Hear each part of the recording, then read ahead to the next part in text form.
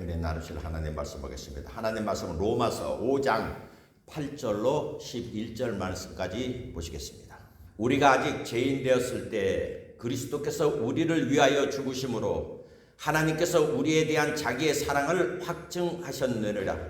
그러면 이제 우리가 그의 피로 말미암아 의롭다 하심을 받았으니 더욱 그로 말미암아 진노하심에서 구원을 받을 것이니 곧 우리가 원수 되었을 때 그의 아들의 죽으심으로 말미암아 하나님과 화목하게 되었은즉 화목하게 된 자로서는 더욱 그의 살아나심으로 말미암아 구원을 받을 것이니라. 그뿐 아니라 이제 우리로 화목케 하신 우리 주 예수 그리스도로 말미암아 하나님 안에서 또한 즐거워하느니라. 로마서 5장 8절로 11절 말씀을 가지고 한 번 구원은 영원한 구원인가, 이와 같은 제목으로 함께 하나님 말씀을 나누겠습니다. 부흥에 가다 보면 부흥 강사들이 질문을 합니다. 여기서 오늘 죽으면 천국 갈 수 있는 사람 손들어 보십시오 하면 한 대부분 한 30%, 40%는 들어요. 그리고 나머지 한 60%는 안 들어요. 그래 왜 가지 못할 것 같으냐 하면 대부분이 제가 뭐 한 것이 있어야죠, 그렇게 얘기를 합니다. 그럼 목사님은 하늘나라는 행위로 가는 게 아니라 믿음으로 가는 겁니다. 이렇게 해서 이제 거기에 대한 얘기를 합니다. 여러분들은 어떻습니까? 지금 죽으면 나는 하늘나라 갈 자신이 있습니까? 그냥 전부 다 스마일이시네. 여러분, 캐톨릭은 이 구원에 대해서 뭐라고 말을 하느냐? 죽어봐야 된다는 거예요. 캐톨릭의 그 전체 교리를 보면 믿음하고 반드시 들어가는 게 있습니다. 플러스 사랑이라는 것이 들어가야 돼. 근데 우리 기독교는 오직 믿음으로만 간다, 그렇게 말을 합니다. 그리고 또 한국 교계에서 그 구원을 언제, 어느 날짜, 몇 시에 받았는가 그렇게 알아야 된다고 또 그렇게 주장했던 그런 한 부류의 교파가 있습니다. 그리고 우리 기독교는 구원의 확신을 가지라고 끊임없이 말을 하고 있습니다. 그러면 캐톨릭에서 말하는 것처럼 우리는 죽어봐야 알 수 있는 것일까요? 아니면 우리 기독교에서 말하는 것처럼 나는 구원받았다고 하는 그런 확신을 가져야 맞는 것이냐? 그러므로 저는 오늘 한 번 구원받으면 영원히 구원받는 것인가? 그 명제를 가지고 여러분과 함께 이 구원에 대해서 우리가 어떠한 자세를 가져야 내가 구원받았구나 하는 확신을 가질 수 있으며 내 삶이 진짜 구원받는 삶의 길을 가고 있느냐, 거기에 대해서 여러분과 함께 알아보고자 합니다. 첫 번째 우리가 알아야 될 것은 우리 이 기독교 내에는 이 구원관에 대해서 두 가지 견해가 있어요. 그러니까 여러분 잘 아는 장로계 교리의 뿌리는 켈빈이라는 사람이 설파한 거에 뿌리를 두고 있습니다. 이 켈빈이 5대 강령에 보면 한 번 구원은 영원한 구원이라고 말을 하고 있습니다. 근데 이제 그 켈빈이 말했던 예정론, 그 예정론과 반대되는 또한 교리가 또 하나 있습니다. 그게 뭐냐면 예지 예정론이라는 거예요. 그거는 하나님이 아무리 구원을 했다 할지라도 인간이 거기에 하답하지 않으면, 거기에 응하지 않으면 구원을 받지 못한다. 그러니까 이 예정론은 큰 틀에서 보면 하나님 편에서 얘기한 거고, 예지 예정론은 인간 편에서 말을 하는 거예요. 그러니까 부흥 강사들이 구원 받았습니까? 오늘 죽으면 천국 갈 수 있습니까? 말할 때 대부분 우리들이 갖고 있는 그 신앙과는 내가 좀 뭐 교회에서 열심히 한다든가 일을 하게 되면 손을 당당하게 들어요. 왜? 내가 한 행위가 있으니까. 그런데 쭈뼛쭈뼛해서 손을 못 드는 사람은 자기가 별로 한 게 없거든. 그냥 예배만 참석했다가 가고, 그러는 사람에게는 또 확신을 갖지 못합니다. 그러면 이렇게 손을 들 수 있는 사람들이 갖고 있는 그 내가 무엇을 함으로 갈 수 있다고 하는 그것이 진짜 구원가니까 그것도 또 알아봐야 되는 겁니다. 그래서 우리 기독교에는 두 가지 설이 팽팽하게 맞대고 있다는 것입니다. 그런데 성경에도 어떤 거를 보면 한번 구원받았으면 나는 구원받았다 하는 성경 구절이 있고 또 그와 반대되는 성경 구절이 있어요. 제가 한번 여러분들에게 먼저 영원 구원, 켈빈이 말했던 영원 구원, 거기에 대해서 한번 보겠습니다. 유다서 1장 24절에 보면 능히 너희를 보호하사 거침이 없게 하시고 너희로 그 영광 앞에 흠이 없이 즐거움으로 서게 하실 자, 이렇게 말을 했어요. 그러니까 구원은 내 행위와 상관없이 예수님이 우리를 이끌어서 하나님 앞에 서게 한다. 그러니까 이 성경 구절을 보면 구원은 내가 무엇을 했느냐 안 했느냐에 상관없이 예수님이 일방적인 그런 내용으로 볼 수가 있습니다. 그리고 요한복음 10장 28절에도 내가 저희에게 영생을 주노니 영원히 멸망치 아니할 터이요 또 저희를 내 손에서 빼앗을 자가 없느니라. 그렇게 말씀을 했어요. 여기 보면 내가 너희를 한번 구원했으면 내 손에서 결단코 너희를 빼앗을 자가 없다고 그렇게 얘기를 하고 있어요.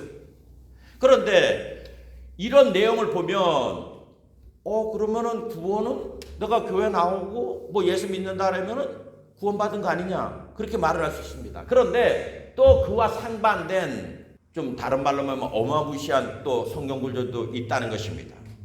베드로후서 2장 20절에 보면 만일 저희가 우리 주 대신 구주 예수 그리스도를 알므로 세상의 더러움을 피한 후에 다시 그 중에 얽매이고 지면 그 나중 형편이 처음보다 더 심하리니, 이렇게 말을 했어요. 이거는 내가 예수 믿고 잘 신앙생활 했는데 처음에는 막 열정이 있고 첫사랑 하듯이 그런 막 순수한 마음으로 열심히 했다가 사람이 죽을 때까지 가면 괜찮은데 요때는 당연히 구원받았습니까 하면 손 들어요. 그런데 계속 그래 될 수 없잖아요. 자기 환경이 바뀌고 뭐 하다 보게 되면 옛날 같은 열심이 없어지게 된다는 거예요. 그러니까 세상과 적당히 타협을 하게 되는 삶이 반드시 옵니다. 목사들도 그렇고 뭐 장로님도 그렇고 권사님들도 그렇고 뭐 안수집사나 집사님이나 평신도나 뭐 여러 가지 사람들이 다 그렇게 빠질 수가 있다는 겁니다. 지금 베드로는 그 말을 하고 있잖아요. 그리스도를 알므로 세상의 더러움을 피한 후에 다시 그 중에 얽매여지게 되면, 그러니까 거의 옛날에는 세상과 단절된 그냥 다른 차원의 삶의 방식을 갖다가 이제 이 뜨겁고 열렬함이 잊어버려지면 다시 세상 방식으로 가는 거야. 그렇게 되면 뭐예요? 이 지식으로만 하나님을 알고 있는 거예요. 누가 말을 하면 하나님 알아. 근데 행동은 옛날 방식과 똑같이 된다는 거야. 성경도 안 읽고 기도도 안 하고 아무것도 안 하게 되면. 또 하나는 히브리서 6장 4절에 더 무서운 말이에요. 한번 비침을 얻고 하늘의 은사를 맛보고 성령에 참여한 자가 되고 하나님의 선한 말씀과 내세의 능력을 맛보고 타락한 자들은 다시 새롭게 하여 회개케 할 수 없나니 이는 자기가 하나님의 아들을 다시 십자가에 못 박아 현저히 욕을 보임이라. 땅이 그 위에 자주 내리는 비를 흡수하여 밭가는 자들이 쓰기에 합당한 채소를 내면 하나님께 복을 받고 만일 가시와 엉겅퀴를 내면 버림을 당하고 저주함에 가까워 그 마지막은 불사름이 되리라. 여기 보십시오. 한번 비침을 받았어요. 그러니까 어떠한 체험을 했다는 거야. 그 다음에 하늘의 은사, 9가지 은사 있잖아요, 그죠? 9가지 은사가 나타나고 그리고 성령께서 한번 방언되고 여러 가지 하는 거예요. 그리고 하나님 말씀에 대한 그러한 깨달음과 내세가 있다, 이런 거를 체험을 했는데 타락을 하게 되면 그 사람은 다시 새롭게 할 수가 없다는 거예요. 그거를 사도 바울은 성령으로 시작했다 육체로 마치는 걸 얘기를 하는 거예요. 그러니까 이단으로 빠져는. 여러분, 이단이라는 거는 출발점은 똑같은데 끝이 달라지는 거를 이단이라고 얘기를 하는 거예요. 그러면 그런 사람들은 어떻게 해요? 다시 새롭게 할 수 없다는 거예요. 그러면은 드러내고 이단이라고 그러는 사람도 있겠지만 교리적으로 성도들도 그럴 수가 있다는 거예요. 히브리서 10장 26절에 우리가 진리를 아는 지식을 받은 후 짐짓 죄를 범한 즉 다시 속지 않은 제사가 없고 오직 무서운 마음으로 심판을 기다리는 것과 대적하는 자를 소멸할 맹렬한 불만 있으리니. 성경에 보면 카인과 아벨이 있어요. 초대왕 사울과 다윗이 있어요. 베드로와 가룟 유다가 있다. 자, 이스라엘 백성도 모세를 통해서 출애굽했지만은 광야에서 대부분 사람들이 죽었습니다. 그러면 그런 내용을 보게 되면 한 번 구원받으면 영원한 구원이라고 할 수가 없어요. 근데 또 베드로를 보면 베드로는 비자 앞에서 3번씩이나 부인을 하고 마지막에는 예수님을 저주를 하고 나왔는데 꺾여 닭이 오르니까 예수님이 그 전에 말씀한 네가 닭 3번 울기 전에 나를 부인할 것이다. 이것 때문에 울어서 다시 사도로 복귀를 해서 위대한 일을 했습니다. 이거 보면 거기는 또 뭐예요? 베드로가 어떤 잘못이 있어도 주님이 끌고 나가잖아. 그러니까 한쪽으로 성경 말씀 보면 무서운 말도 있는 반면에 또 한쪽으로 보면 어떤 게 맞는가 헷갈리는 거예요. 첫 번째는 우리 교리도 영원한 구원이냐 아니냐가 있다는 거예요. 그럼 두 번째, 우리가 구원이라는 말의 그 뜻을 우리가 정확하게 알게 되면 그 다음에 내가 어떤 자세를 취해야 되는가를 알 수가 있게 됩니다. 우리 기독교에서 구원관이란 예수 그리스도의 십자가의 부활을 통해 인간이 죄로부터 해방되고 하나님과의 관계를 회복하는 것을 의미하는 겁니다.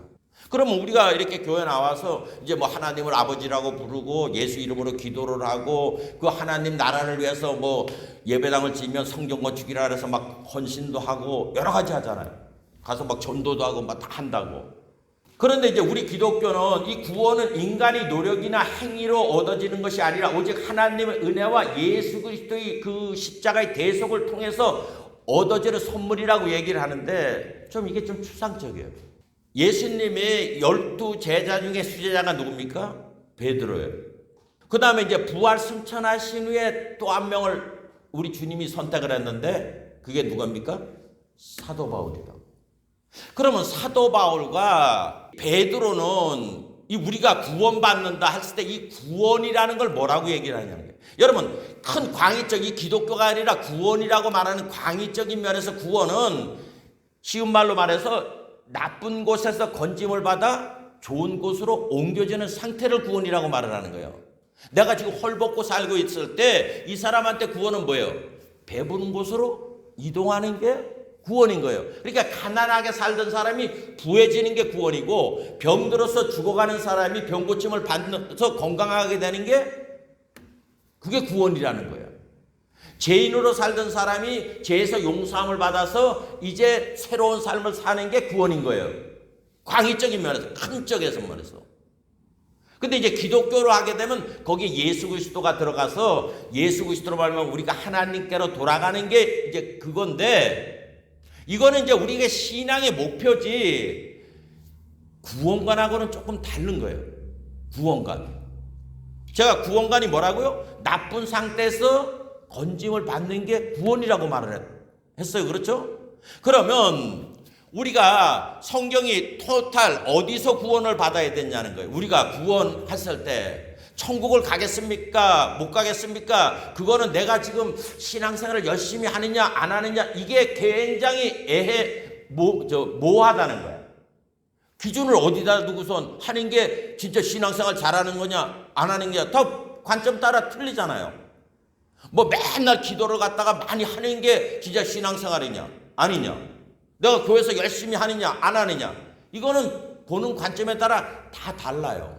그러니까 성경에서 말하는 한 번 구원은 영원한 구원이라고 말할 때 여기서 구원이 뭐를 말하냐면 딱 하나예요.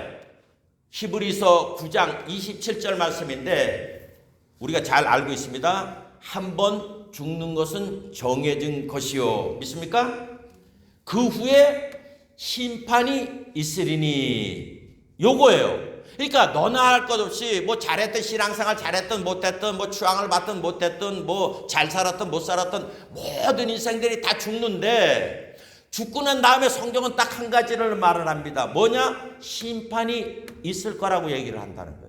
그러니까 우리 신앙관이 이 심판에 포커스를 놓고서 했을 때 나는 진짜 천국에 갈 수 있느냐 못 가느냐 이게 행동이 나오게 되는 거예요. 그냥 애매모호하게 당신 구원받았습니까? 몇 월 며칠 날 구원받았습니까? 그러니까 뭘로 구원받았다고 얘기를 할 수 있냐고. 누구 전도 들어서 교회 나가는 게 그럼 그날이 내가 구원받았구나.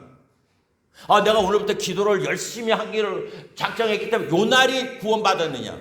아니라는 거예요. 성경이 말하는 그 구원과는 심판이 있을 건데 내가 이 심판대에 서느냐 안 서느냐가 내가 구원받았느냐 안 받았느냐는 결정이 나타나게 된다는 거예요. 우리는 너무나 구원관이 구원의 확신을 가지십시오. 믿음으로 가는 겁니다. 이렇게 얘기했는데 그거는 목사인 저 자체도 예수님을 만나보지도 않았는데 그렇잖아요. 뭐 갖다가 내가 몇 월 며칠날 구원받고 뭐 저라고 체험이 없겠냐고. 근데 그런 체험은 시간이 지나면 아득한 옛날에 그런 게 있었나 그것밖에 안 되는 거예요. 그러니까 우리가 내가 구원받았냐 한 번 구원은 영원한 구원이라고 하면 내가 여기서 구원받기에 나의 신앙에 총력을 기울여야지 그렇지 않으면 우리 구원관이 시시각각으로 달라져요. 아까도 말한 것처럼 내가 교회 열심히 하게 되면 간다고 생각한다고. 그리고 못할 때는 못 간다고 생각을 하는 거야. 그러니까 우리가 이 표대가 없는 그런 신앙생활을 하면 안 돼요. 우리의 구원관은 딱 하나. 사람이 태어나서 죽는 것은 정해진 이치요. 그 후에는 심판이 있다. 심판이 있다. 여기에 우리가 구원관을 놔야 나는 그 심판에 쓸 것인가 안 쓸 것인가 그거를 알 수가 있습니다. 그거를 성경은 백보자 심판이라고 말을 하고 있어요. 그 내용을 보면 요한계시록 20장 11절로 15절에 보면 또 내가 크고 신 보좌와 그 위에 앉으신 이를 보니 땅과 하늘이 그 앞에 피하여 간되었더라. 또 내가 보니 죽은 자들이 큰 자나 작은 자나 그 보좌 앞에 다 서 있는데 책들이 펴 있고 또 다른 책이 펴졌으니 곧 생명책이라. 죽은 자들이 자기 행위를 따라 책들에 기록된 대로 심판을 받으니 바다가 그 가운데서 죽은 자들을 내주고 또 사망과 음부도 그 가운데서 죽은 자들을 내주며 각 사람이 자기의 행위대로 심판을 받고 사망과 음부도 불못에 던지지니 이것이 둘째 사망 곧 불못이라. 누구든지 생명책에 기록되지 못한 자는 다 불못에 던져지니라. 자, 그러면 내가 그 심판대 앞에 안 서려면 어떻게 돼야 된다는 거예요? 생명책에 기록돼 있어야가 된다는 거야. 생명책에 기록되지 않으면 어떤 사람이든지 전부 다 그 심판대 앞에 서서 자기의 응애해서 태어난 날부터 어떻게 죽든지 죽는 날까지 모든 행위에 심판을 받고 어디에 들어간다는 거예요? 불못에 들어가게 될 거라는 거예요. 그러니까 요한계시록 20장 11절로 15절은 구원받은 사람에 대해서 심판하는 게 아니라 그 백보자는 구원받지 못한 사람이 들어가는 길이라는 거예요. 그러면 이거는 이제 아주 예수를 모르고 몰랐던 그 사람들 얘기보다는 성경이 누구한테 줬습니까? 교회라고 와서 믿는다고 하는 사람한테 준 거예요. 그러면 내가 백보자에 서느냐 서지 않느냐는 내가 생명책에 기록된 그런 삶을 사느냐 아니냐 이 차이인 거예요. 그냥 뭐 내가 어떤 행위를 해서 그것 때문에 구원을 확신을 가지면 손을 들고 손을 내리고 하는 차원의 문제가 아니라는 겁니다. 다니엘서 7장 9절로 10절과 13절로 14절에도 내가 보니 왕자가 놓이고 옛적부터 항상 계시니가 자정하셨는데 그의 옷은 시기가 눈 같고 그의 머리털은 깨끗한 양의 털 같고 그의 보좌는 불꽃이요 그의 바퀴는 타오르는 불이며 불이 강처럼 흘러 그의 앞에서 나오며 그를 섬기는 자는 천천히요 그 앞에 모셔난 자는 만만이며 심판을 베푸는데 책들이 펴놓였더라. 내가 또 밤 한상 중에 보니 인자 같은 이가 하늘 구름을 타고 와서 옛적부터 항상 계신 이에게 나아가 그 앞으로 인도되매 그에게 권세와 영광과 나라를 주고 모든 백성과 나라들과 다른 언어를 말하는 모든 자들이 그를 섬기게 하였으니 그의 권세는 소멸되지 아니하는 영원한 권세요 그의 나라는 멸망하지 아니할 것이니라. 이렇게 말씀을 했습니다. 심판자가 있는데 그 앞에는 천천만만 수많은 사람들이 서서 섬기고 있는데 그분 앞에 또 어떤 분이 온다는 거예요. 다니엘서 보면 그러니까 이분이 원래 권세를 심판하는 권세를 갖고 있는데 이분이 그 오는 분한테 줬다는 거예요. 그래서 그분을 섬기는 사람들은 심판을 받지 않게 될 것이라고 이 다니엘서는 말을 하고 있습니다. 그러니까 내가 구원받았느냐 안 받느냐는 것은 사람에게 죽는 것은 정해진 것인데 죽고 나면 뭐가 있다고요? 심판이 있을 거라는 거예요. 심판. 그런데 거기 심판대 앞에 서게 되는 인생은 어떤 것이냐? 너 태어나서 네 죽는 데까지 이런 행동했지? 그래서 불못에 가게 된다는 거예요. 그런데 그 심판하시는 분이 다른 분한테 자기가 해야 될 심판을 일임하신 분을 알게 되고 믿게 되고 그분 안에서 살게 되면 그 심판대 앞에 서지를 않게 된다는 거예요. 그러니까 부흥강사들이 구원받았습니까? 못 받았습니까? 질문을 했을 때 내 행위를 보고 손을 들고 손을 내리면 안 된다는 거예요. 성경에서 뭐라고 말을 하느냐? 그걸 보고 손을 들고 손을 내려야 되는 거예요. 그거는 뭡니까? 나는 지금 생명책에 기록된 그러한 삶을 사는가 안 사는가? 내가 지금 그 길을 가고 있다면 그 사람은 한 번 구원은 영원한 구원으로 갑니다. 그런데 내가 그 길을 가지 않으면서 손을 든다면 그 사람은 자기 생명을 불못에 던지는 사람이 되는 거예요. 그러니까 여러분 구원 받았습니까? 안 받았습니까? 이게 뭐 몇월 며칠을 알아야 된다. 내가 예수를 믿으니까 그 문제가 아니에요. 차원이 우리가 구원받았다는 건 딱 하나야. 내가 심판대 앞에 서느냐 백보자 앞에 서느냐 안 서느냐에 내가 목적을 두고 거기서 말하는 생명책에 대한 기록된 대로 가느냐 안 가느냐 그거를 깨달아야 됩니다. 그게 성경에 있는 거예요. 그러니까 베드로가 사도 바울이 강조한 게 그거예요. 근데 우리는 그거를 너무 안 들었어요. 여태까지 구원받았습니까? 그럼 내가 언제 교회 나왔지? 내가 언제부터 기도를 하기 시작했지? 내가 교회 건축한다 할 때 내가 헌금을 얼마나 했지? 뭐 이런 거를 쭉 적어놓고 아우 난 구원받았어. 나 이렇게 한 사람이야.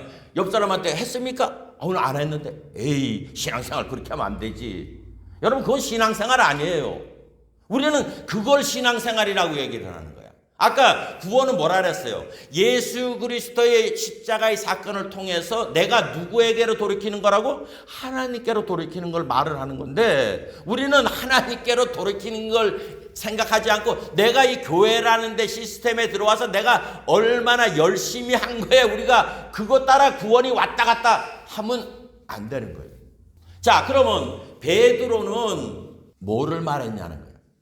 베드로가 말하는 것은 사도행전 10장에 보면 고넬료 사건이 나와요. 고넬료가 베드로를 불러들여서 그 집안이 모두 구원받는 그런 사건이 나올 때 고넬료가 얘기를 했습니다. 주께서 당신에게 어떤 말씀을 하셨는가 우리가 듣길 원하나이다. 그렇게 얘기를 했어요. 이거 중요하니까 사도행전 10장 찾습니다.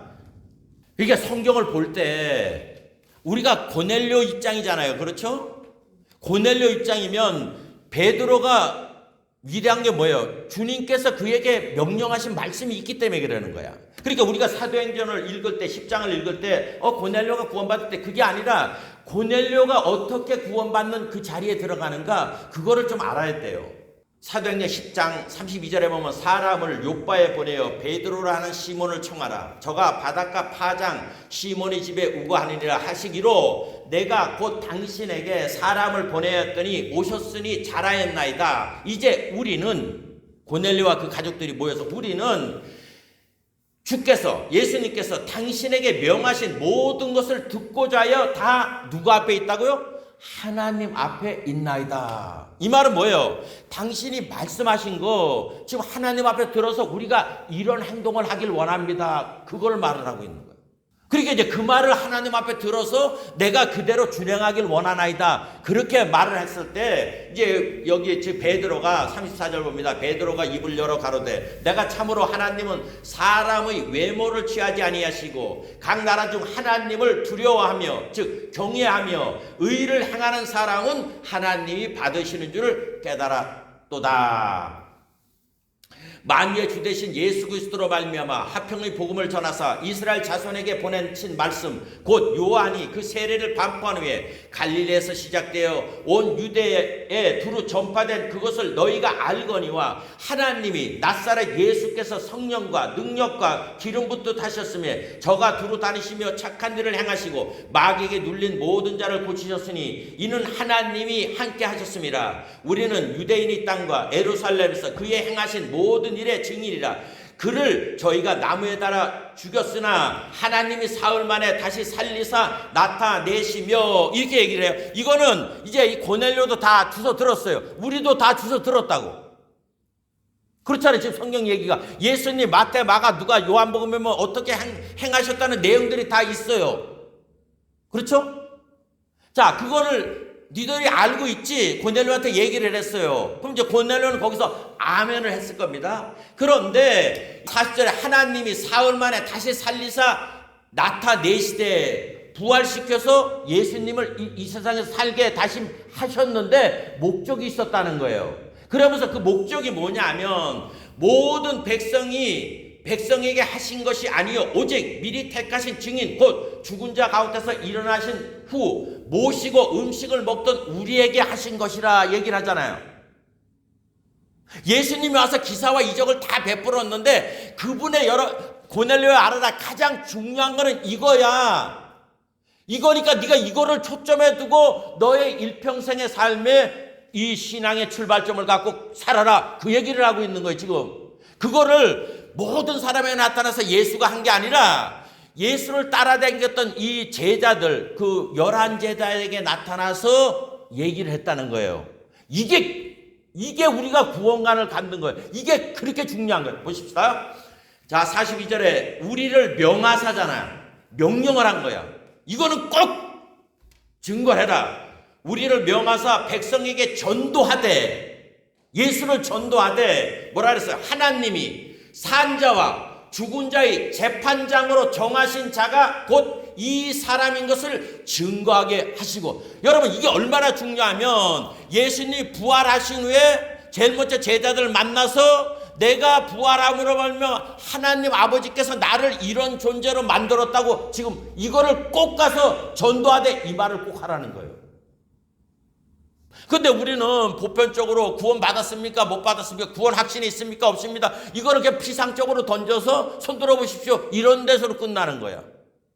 그러니까 당신 구원 받을 준비 됐습니까? 아니라고 말할 때 요 성공 구절을 갖다 대고서 물어봐야 되는 거예요. 자, 이거 너무 중요합니다. 40절 다시 한번 읽습니다. 하나님이 사흘 만에 다시 살리사 나타내시되. 그러니까 예수님이 무덤에 들어갔다 3일 만에 살리신 이유가 있는 거. 이제는 하나님께서 예수님을 살린 이유가, 이거를 잊어버리면 안 돼요. 그러니까 우리는 예수 부활하셨네, 그래서 나도 부활할 거야, 이게 아니라 하나님이 나타내시되 모든 사람 앞에 나타나신 게 아니라 하나님이 예수님한테 명령을 한 거야. 이래라. 그러니까 예수님이 11제자에 나타나서 야, 이거를 전도를 하되, 나를 전도를 하되 반드시 내가 이런 존재라는 걸 전도하라고 얘기를 하는 거예요. 그러니까 41절에 모든 백성에게 하신 것이 아니고 오직 미리 택하신 증인 곧 죽은 자 가운데서 일어나신 후에 모시고 음식을 먹던 우리에게 하신 것이라 그러잖아요. 그러면서 이건 명령이다. 반드시 이거를 사람들한테 예수를 증거하면서 이 말을 꼭 전하라 얘기를 하신 거예요. 그게 뭡니까? 우리를 명하사 백성에게 전도하되, 예수를 증거하되 뭐라 그랬어요? 하나님이 산자와 죽은 자의 재판장으로 정하신 자가 곧 이 사람인 것을 증거하게 하셨고. 자, 하나님이 정해놓은 거예요. 여러분 시편 7편 11편에 보면 하나님은 의로우신 재판장이요 하면서 뭐라 했냐? 매일 분노하시는 하나님이라 그랬어요. 하나님 아버지는 매일같이 이 세상에 있는 우리를 보고 뭐를 하냐? 분노하시는 거예요. 화를 내시고 죽이려고 하시는 거예요. 근데 우리가 어떻게 여태까지 여기다 왔느냐? 예수님 때문에 이렇게 살고 있는 거예요, 우리가. 왜냐하면 여러분 소돔 고모라가 의인 10명이 없어서 멸망을 당한 거예요. 그러니까 지금 이 세상이 아무리 타락하라고 개판 5분 전 돼도 하나님을 진짜 섬기려고 하는 의인 10명이 있기 때문에 이렇게 보존되고 있는 거예요. 이 세상이 지들이 뭐 잘나고 막 그거에서 되는 게 아니고 윤리도덕이 있어서 되는 게 아니고 43절에 저에 대하여 모든 선지자도 증거하되 저를 믿는 사람들이 다 그 이름을 힘입어 제사함을 받는다 하였느니라. 여러분, 죄의 값은 사망이에요. 모든 사람이 죄를 범하였으면 하나님 영광에 이르지 못하고 또 사람에게 정하신 게 뭐라고요? 사망이라 그랬잖아. 그럼 사망 후에 뭐가 있다고요? 심판이 있다는 거예요. 그럼 우리가 예수를 뭘로 믿어야 된다는 거예요? 재판장으로 믿어야 된다고 얘기를 하는 거예요. 예수님을. 지금 이 베드로 말은. 그러니까 여러분, 베드로의 말은 너희가 장차 이 심판대 앞에 설 텐데 너희가 어떠한 사람이 돼야 되느냐, 그게 베드로에서 얘기하는 거예요. 그러면 아까 말한 거 보십시오. 베드로 후서 2장 20절 만일 저희가 우리 주 대신 구주 예수님을 알므로 세상의 더러움을 피한 후에 다시 그 중에 얽매이고 지면 그 나중 형편은 처음보다 더 심하리니. 이 말이 뭐예요? 그러니까 예수님을 그냥 나의 축복을 주는 분, 뭐 잘되게 하는 분 이렇게 믿고 간다면 반드시 세상에 치우치게 되어 있습니다. 근데 예수님이 재판장이라고 말하면 나는 어차피 죽어야 돼. 죽고 난 뒤에 심판이 있다 그러면 내가 매일매일 삶의 방향이 어떤 방향이 돼야 되냐는 거예요. 우리는 예수님이 재판장이라는 생각을 안 가져. 그냥 십자가에 달려서 내 과거, 현재, 미래에 다 청산해서 나는 그 예수 믿음으로 보면 천국 간다고만 전부 다 생각을 하지, 예수님이 산자와 죽은 자의 재판장으로 삼아놨다는 것을 별로 의식을 안 해요. 그러니까 우리 기도가 다 예수 이름으로 땅에 속한 주시옵소서가 되는 거야. 그러니까 이 지금 베드로가 고넬료 집에 와서 하는 말이 너무너무 중요한 거예요. 그러니까 베드로서 뭐라 그래요? 너희가 장차 이 세상이 어떻게 될 것인데 너희가 어떠한 사람이 되어야 마땅하냐라고 물어보잖아. 자, 그런데 베드로만 그 말로 끝난 거 아니에요. 또 한 사람, 나중에 택함을 받은 사도 바울도 이 얘기를 하는 거예요. 로마서 2장을 찾습니다. 9절이야 봅니다. 악을 행하는 각 사람의 영에게 환난과 공고가 있으니 첫째는 유대인에게요 또한 헬라인에게며 선을 행하는 각 사람에게는 영광과 존귀와 평강이 있으리니 첫째는 유대인에게요 또한 헬라인에게라. 이는 하나님께서 외모로 사람을 취하지 아니하심이니라. 무릇 율법 없이 범죄한 자는 또한 율법 없이 망하고 무릇 율법이 있고 범죄한 자는 율법으로 말미암아 심판을 받으리라. 하나님 앞에서는 율법을 듣는 자가 의인이 아니요 오직 율법을 행하는 자라야 의롭다 하심을 얻으리니 율법 없는 이방인이 본성으로 율법의 일을 행할 때는 이 사람은 율법이 없어도 자기가 자기에게 율법이 되나니 이런 일들은 그 양심이 증거가 되어 그 생각들이 서로 혹은 송사하며 혹은 변명하여 그 마음에 새긴 율법의 행위를 나타내느니라. 곧 내 복음에 이른 바와 같이. 자, 사도 바울이 복음을 증거했는데 이 복음의 핵심이 이거라는 거예요. 사도 바울도. 그게 뭐냐?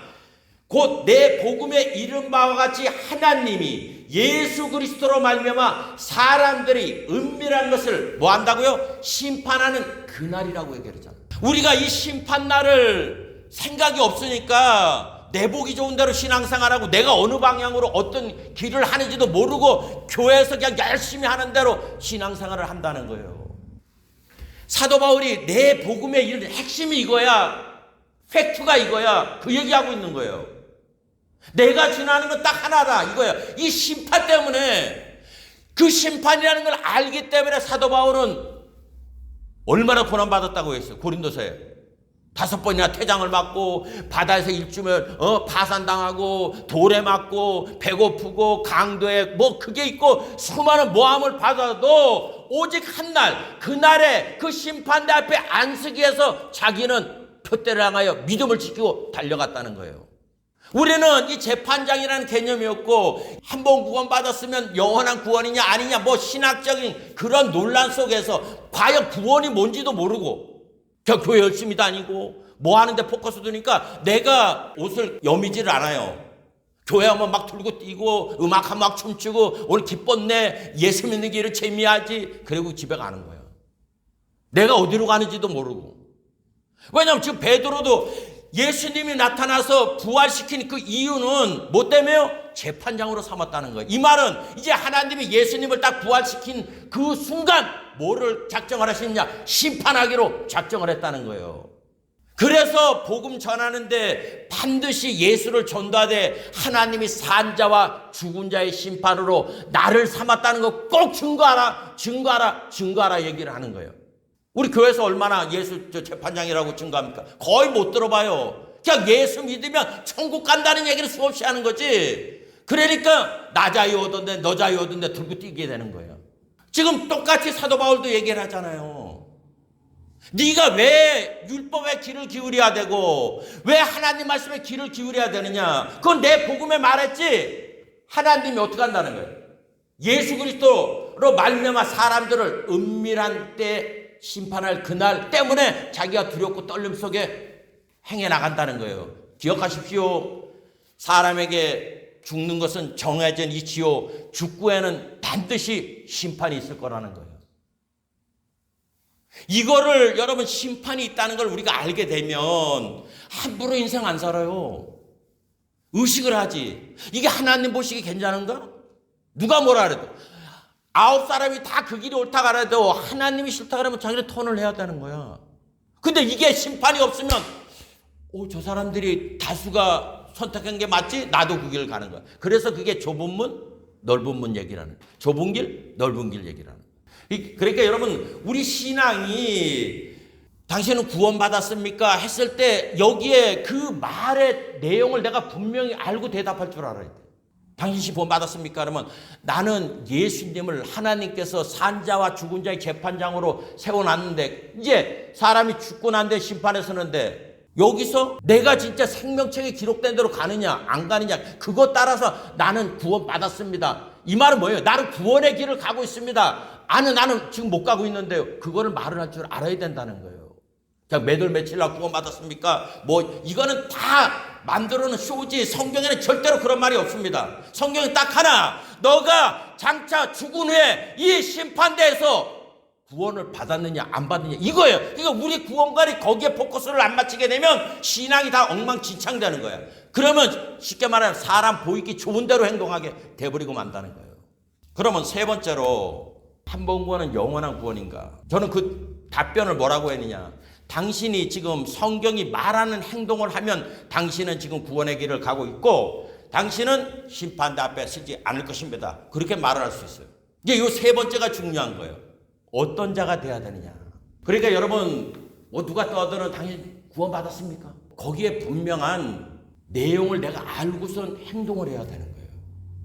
이 성경은 제가 뭐라 그랬어요? 믿는다고 온 사람 무리들한테 준 거예요. 안 믿는 사람들은 아예 복음 접하지 못한 사람들은 다 모르잖아. 그렇죠?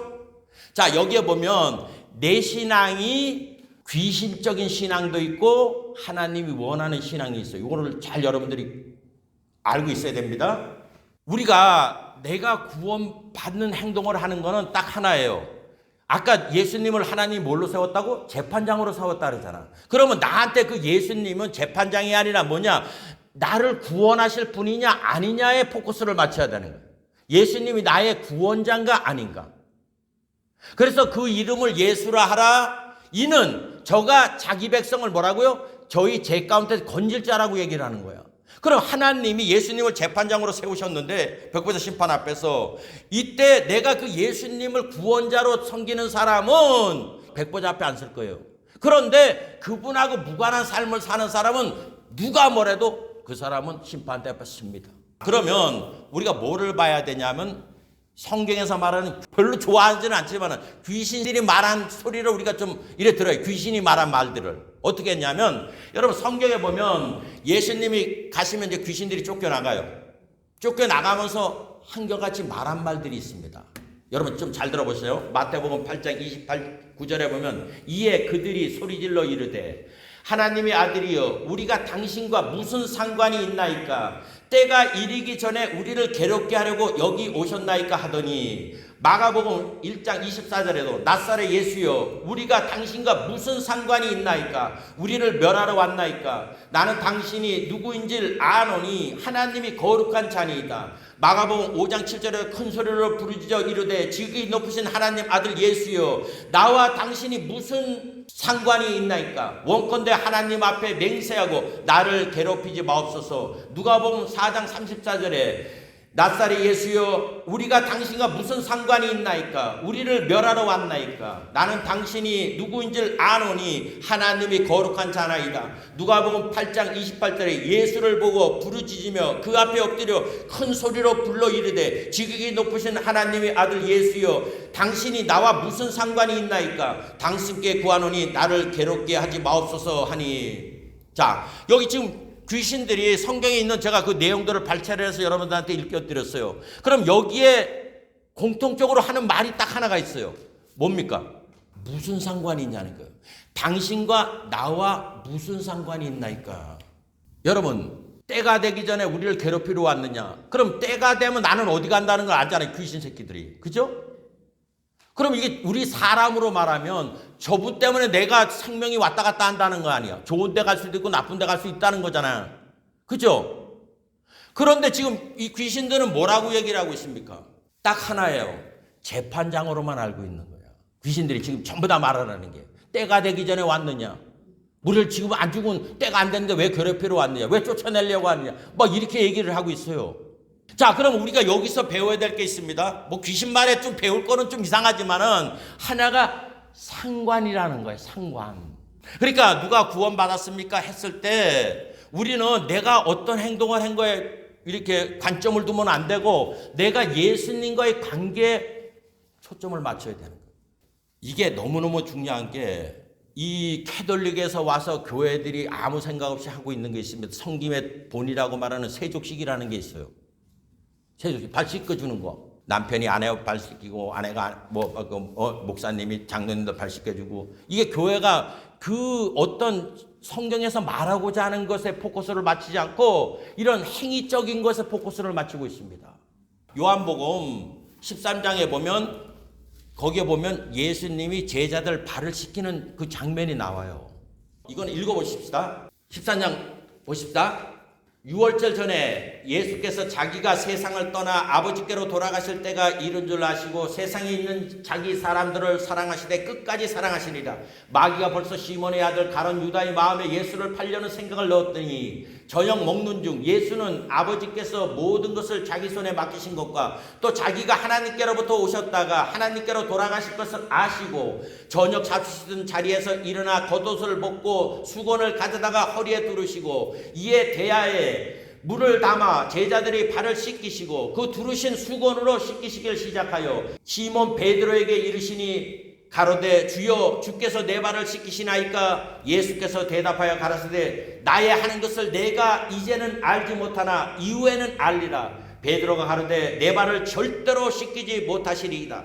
예수께서 대답하시되 내가 너를 씻기지 아니하면 내가 나와 상관이 없느니라. 다시 예수께서 대답하시되 내가 너를 씻기지 아니하면 내가 나와 상관이 없느니라.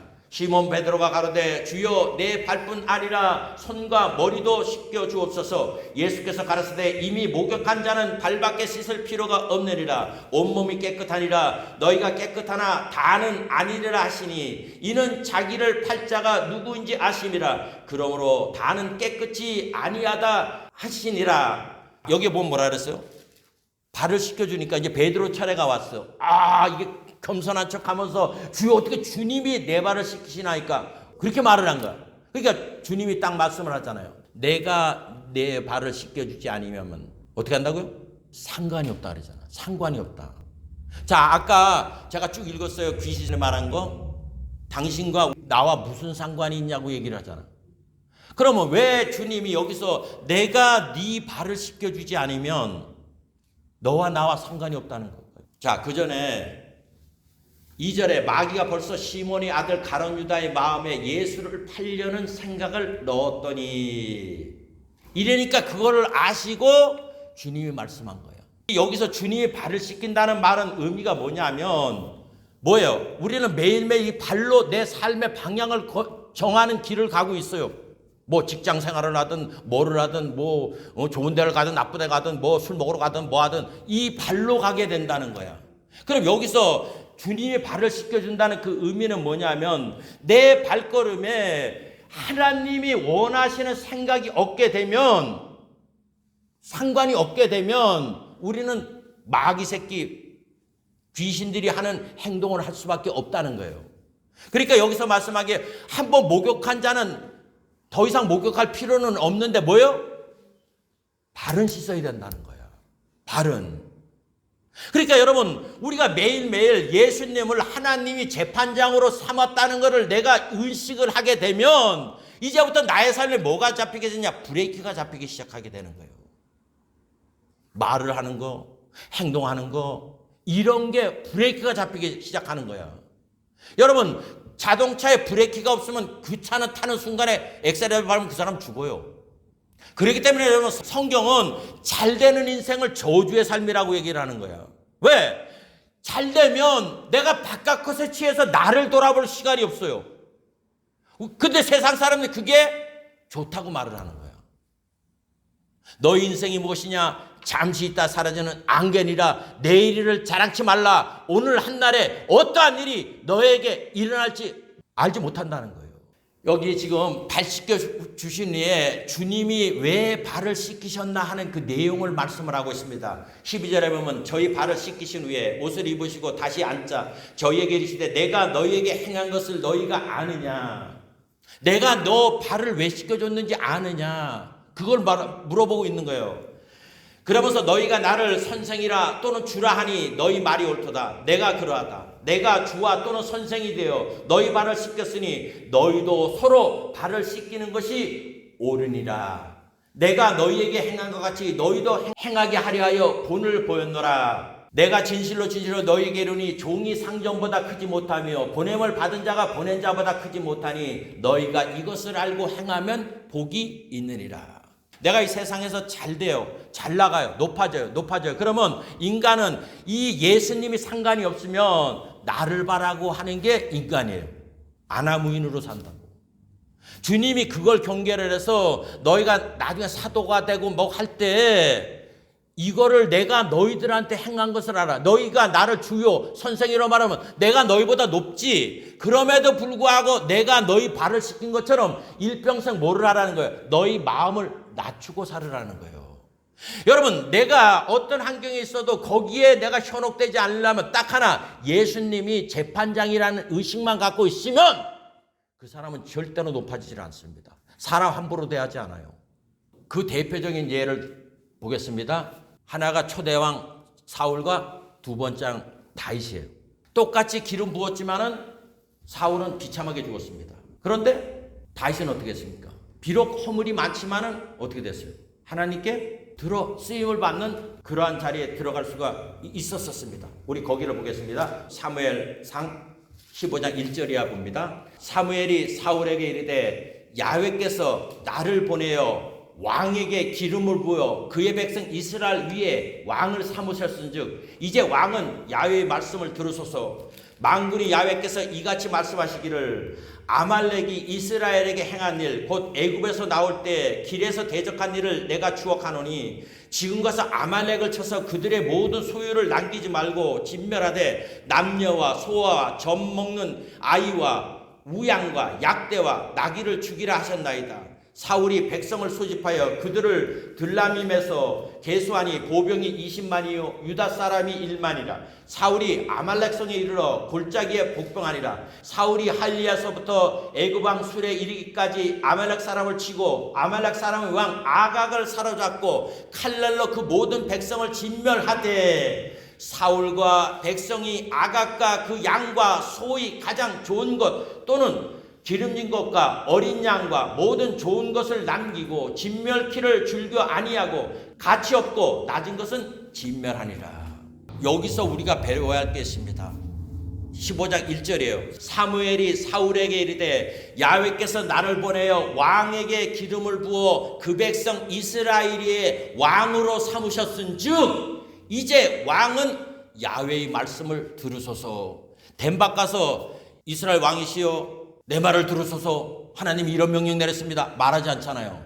너가 어떻게 이스라엘 왕이 된 거를 지금 얘기를 하면서 하나님께서 당신을 왕으로 삼았은즉 이제는 당신의 삶이 당신 삶이 아니라 하나님 명령 지키기 위해서 세운 겁니다. 그럼 요 말을 우리에게 적용해 보십시다. 하나님이 예수 그리스도를 보내서 예수님을 우리의 주와 구원자로 삼았은즉 이제부터 너는 내 백성이 되었은즉 내 말을 들으라 말씀하고 있는 거예요. 요 말에 나한테 적용을 하자는 얘기예요.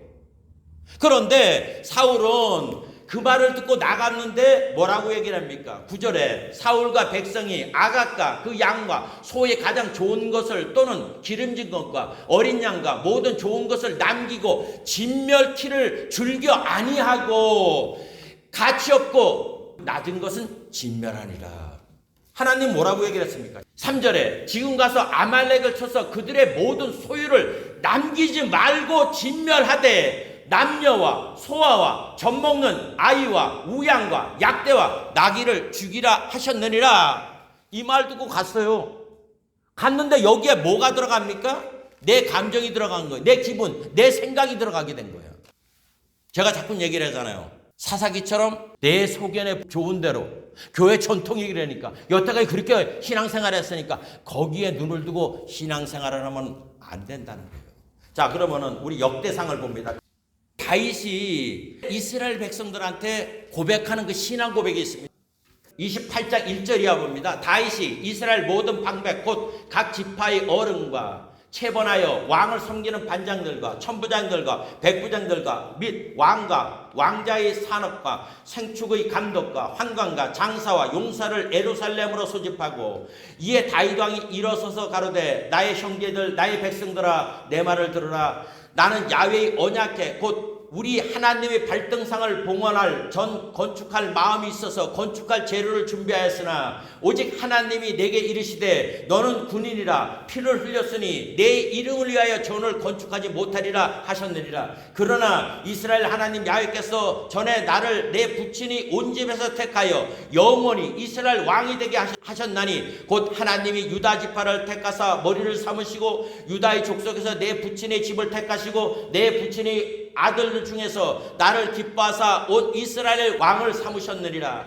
야훼께서 내게 여러 아들을 주시고 그 모든 아들 중에서 내 아들 솔로몬을 택하사 야훼의 나라 위에 앉혀 이스라엘 다스리게 하려 하실세 내게 이르시되 내 아들 솔로몬 그가 내 전을 건축하고 내 여러 뜰을 만드리니 이는 내가 저를 택하여 내 아들을 삼고 나는 그 아비가 될 것임이니라. 저가 만일 나의 계명과 규례를 심써 준행하기를 오늘날 같이 하면 내가 그 나라를 영원히 경고케 하리라 하셨느니라. 이제 너희는 온 이스라엘 곧 야훼의 회중이 보는 데서 우리 하나님이 들으시는 대로 돼서 너희 하나님 야훼의 모든 계명을 구하여 지키기로 하라. 그리하면 너희가 이 아름다운 땅을 누리고 너희 후손에게 끼쳐 영원한 기업이 되게 하리라. 내 아들 솔로몬아 너는 내 아비의 하나님을 알고 온전한 마음과 기쁜 뜻으로 섬길지니라.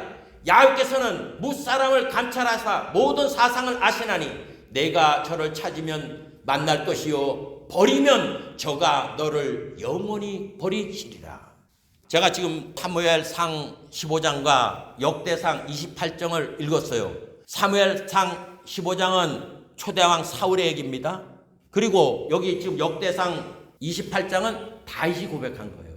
사무엘이 와가지고 초대왕한테 뭐라 했으면 하나님이 당신을 왕으로 삼았은즉 이제 왕이시여 당신을 왕으로 삼으신 분의 말을 들으소서 얘기를 했죠. 그죠? 여기도 똑같잖아요. 역대상 28장 4절에 그러나 이스라엘 하나님 야훼께서 전에 나를 내 부친이 온 집에서 택하사 영원히 이스라엘 왕이 되게 하셨나니 자기도 고백을 했잖아요. 곧 하나님이 유다 지파를 택하사 머리를 삼으시고 유다의 족속에게 내 부친의 집을 택하시고 내 부친의 아들 중에서 나를 기뻐하사 온 이스라엘 왕을 삼으셨느니라. 다윗은 내가 지금 이 자리에 와 있는 존재를 알았다는 거예요. 그러니까 뭐라고 얘기를 합니까? 8절에 이제 너희 온 이스라엘 곧 야훼 회중이 보는 데서 우리 하나님이 들으시는 데서 너희 하나님 야훼의 모든 계명을 구하여 지키기로 하라 명령하잖아요.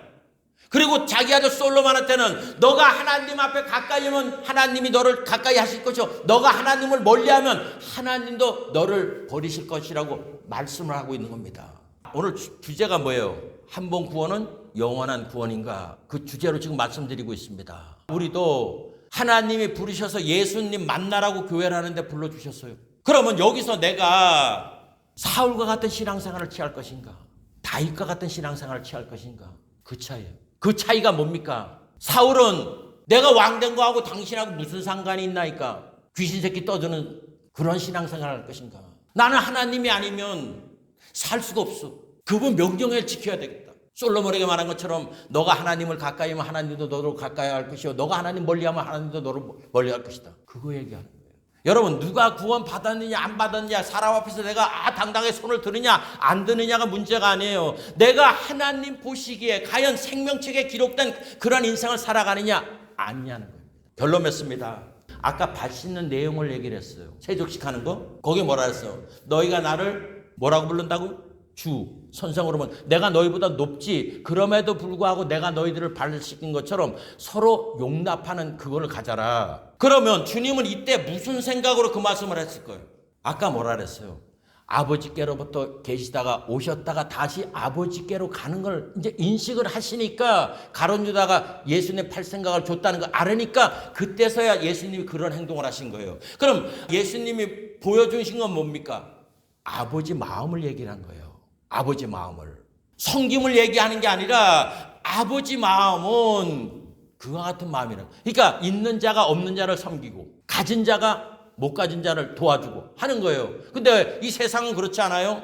가진 자는 못 간 자를 사람 취급하지 말아야 되고 그게 이 세상 법칙이라는 거예요. 그러니까 하나님은 날마다 화가 나셔가지고 분노하신다는 거예요. 그래 보자 이놈 새끼 살면 70이요 강건은 80을 살지 죽은 다음에 뭐가 있나 보자 이놈 새끼들 이러고 있는 거야. 근데 나는 성공했습니다. 강연 다니고 여러분 이렇게 하면 절망해서 소망을 얻고 가난한데 부해집니다. 여러분 그러면 아멘 박수치고 막 난리치는 거야. 근데 70하고 80 살다가 죽으면 가져갈 거 아무것도 없다 그랬는데도 나는 성공했네. 여러분 성공은 다른 게 없어요. 태어나서 모든 사람이 죽는다고 했을 때 그 다음에 심판대 섰을 때 내가 심판대 서느냐 아니면 열애가 되느냐 거기에 관심을 가져야 된다는 거예요. 그러기 위해서는 아버지 마음을 알아야 돼요. 그렇기 때문에 요한복음 3장 16절에 하나님이 세상을 이처럼 사랑하사 독생자를 주셨으니 이는 저를 믿는 자보다 멸망치 않고 영생을 얻게 하려 하십니다. 그러면 우리 여기 핵심이 뭡니까? 독생자를 주셨으니 이제 예수를 믿어야 돼? 아니에요. 핵심이 하나님이 사람들을 이처럼 사랑하사 예수를 줬다는 거야. 그러면 그 하나님 사랑이 있으면 내가 때를 얻지 못하는 사람들한테 뭐를 해야 된다는 거예요. 예수 안 믿으면 멸망당해. 예수 안 믿으면 그 예수님이 장차 심판자인데 그분 앞에 서면 너 국물도 없어. 불못에 들어가. 이게 사랑해 주는 거예요, 여러분들. 그러니까 때를 얻지 못하던 우리는 예수 그리스도를 증거해야 됩니다. 왜? 그게 하나님 사랑이기 때문에. 예수님은 이 땅에 오셔서 아버지 마음에 초점을 두고서 인생을 사는 거예요. 그러니까 자기 고난, 괴로움 이런 거에 상관하지 않았어요. 사도 바울도 아마 그와 같은 마음이 있었을 거예요. 그렇게 두드려 맞고 살 소망이 없을 때서 하나님이 살려주니까 거기서 다시 뛰어나가서 오직 예수를 증거했을 것이라는 겁니다. 그 사랑에 사로잡히니까. 우리의 신앙은 너무 편협돼서 예수가 십자가에 못 박혀 죽어서 몸짓고 피 흘렸으니까 난 그거 예수 믿음으로 멀면 난 구원받았어 하는 편협된 그런 사상이 있으면 안 됩니다. 하나님이 세상을 이처럼 사랑했다는 그 사랑 안에 예수 그리스도의 십자가를 우리가 해석을 할 줄 알아야 되는 겁니다. 그러니까 오늘부터 날마다 아버지 마음을 예수님으로 말미암아서 깨닫기를 바랍니다. 그러면 그 사람은 생명책이 다른 거 없어요. 내가 생명책이 있냐 없냐 그거 볼 필요 없고 내가 지금 사람들을 살리는 행동을 하느냐 아니면 무시하고 멸시하고 욕하고 그런 데 들어가느냐 그거 보면 알아. 그러면 내가 어떻게 하든지 사람을 살리는 하나님 사랑에 사로잡혀서 살리는 길을 간다고 그러면은 그 사람은 생명책에 있어 나중에 심판대 앞에 안 서요. 그러니까 예수님은 오셨다가 가실 때가 되니까 아버지 마음이 이 마음이라는 걸 알으니까 너희들 싸우지 말고 네가 높아지지? 그럼 낮은 자 섬기는 자리에 가라. 남 무시하지 마라. 뭐 네가 신앙 있다고 자랑하지 마라. 오른손 하는 거 왼손 모르게 하라. 그걸 얘기하고 있는 거예요. 여러분, 생명책에 기록된 것 거창하게 생각하지 마십시오. 아버지는 어떤 사람도 멸망받기를 원치 않습니다. 디모데서에 뭐라고 얘기했습니까? 하나님은 모든 사람이 진리를 알고 구원받기를 원하시는 것이 하나님 아버지 마음이에요. 그러니까 내가 지금 구원받았습니까? 안 받았습니까? 내가 교회를 많이 하고 기도를 많이 하고 성경책 많이 보고 그거하고는 상관없어요. 아버지 마음을 내가 아느냐 모르느냐. 여러분은 하나님 아버지 마음을 얼마큼 알고 계십니까? 하나님 말씀합니다. 사람이 살면 70이요 강건한 80을 살다가 하는데 죽는다. 예수 잘 믿어라. 그렇지 않으면 너 멸망당한다. 안타까운 가운데 얘기를 하고 계실 거라는 거예요. 먼저 돌아갈 건 내 생명부터 보자는 거예요. 매일매일이 어디로 갑니까? 죽으러 가요. 죽고 난 뒤에 심판이 있다 그러잖아. 그럼 나는 그 심판대를 피할 수가 있느냐 아니냐, 여기에 인생 가장 큰 내가 퀘스천을 갖고 가야 되는 겁니다. 그 다음에 내 주위에 있는 사람들, 이게 아버지 마음이잖아. 아버지 마음.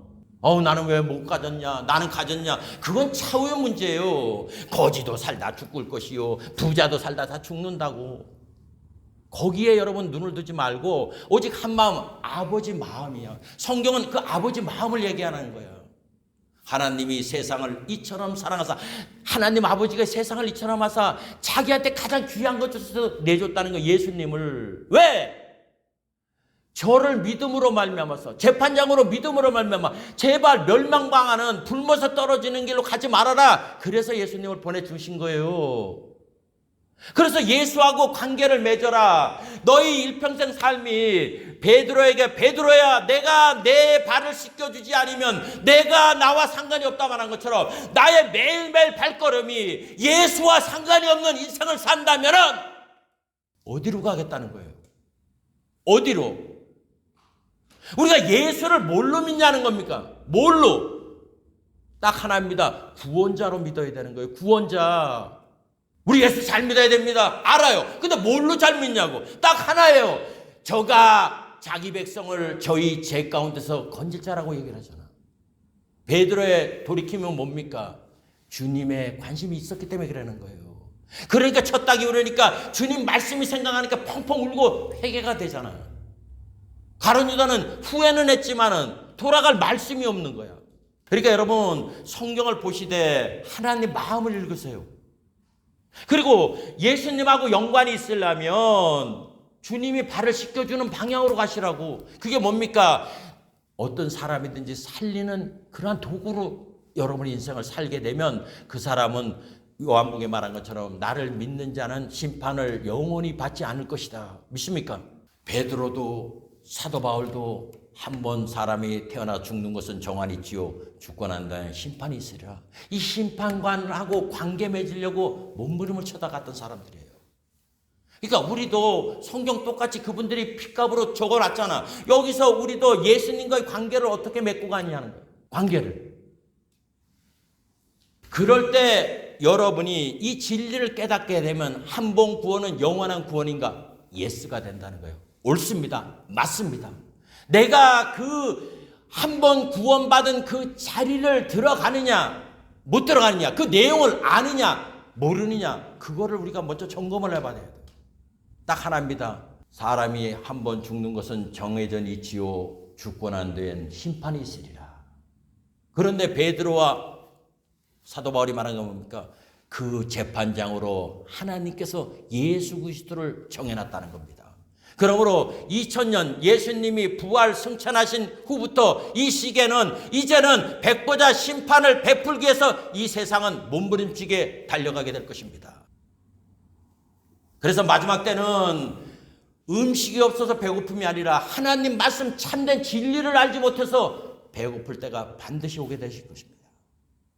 여러분이 정신이 들었을 때, 성경을 볼 수 있을 때 여러분이 하나님 아버지 마음을 아시길 바랍니다.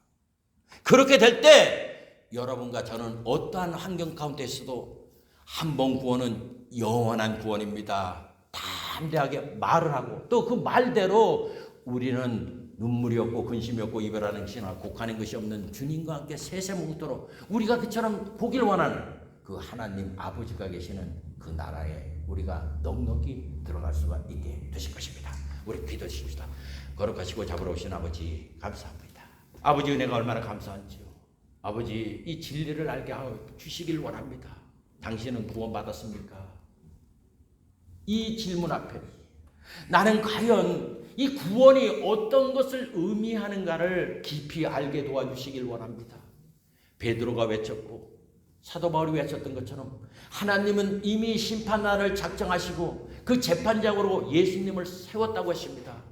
거룩하시고 잡으러 오신 아버지, 마귀처럼 귀신들처럼 나와 당신과 무슨 상관이 있나이까 그런 어리석음에 있지 말게 도와주시길 원합니다. 우리 삶이 예수님의 그 발식기줌, 예수님을 의식하지 않는 삶은 바로 귀신 새끼들이 고백한 그러한 아버지 고백밖에 될 수 없은지요. 날마다 내 발걸음이 하나님이 인정하시는 길인가 아닌가를 점검해 나가는 저희들이 되게 도와주셔서 심판이 아닌 생명책에 기록된 아버지 사람들을 살리는 길로 일평생 헌신하다가 이 육신 부쉈을 때 아버지가 계시는 영원한 나라에 들어가는 저희들이 다 될 수 있도록 축복 내리시고 긍휼 베풀어 주시기를 간절히 바라고 권할 때 거룩하신 예수님의 이름으로 감사하며 기도드렸사옵나이다. 아멘.